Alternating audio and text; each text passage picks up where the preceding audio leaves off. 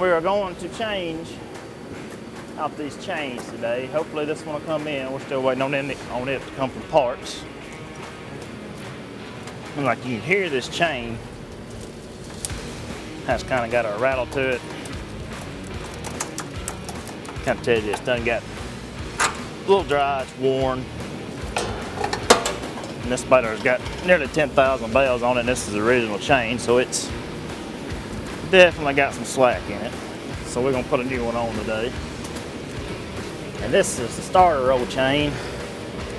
It is designed to be run loose like that, because that way if you get anything kind of in between, it's almost like a shear pin.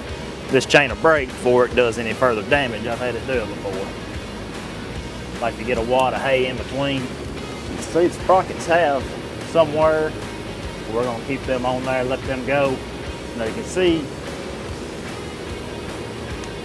the double sprocket that drives the upper lower chains, how it's worn. You see it starts to turn, and that's just from wear and tear from both chains running it.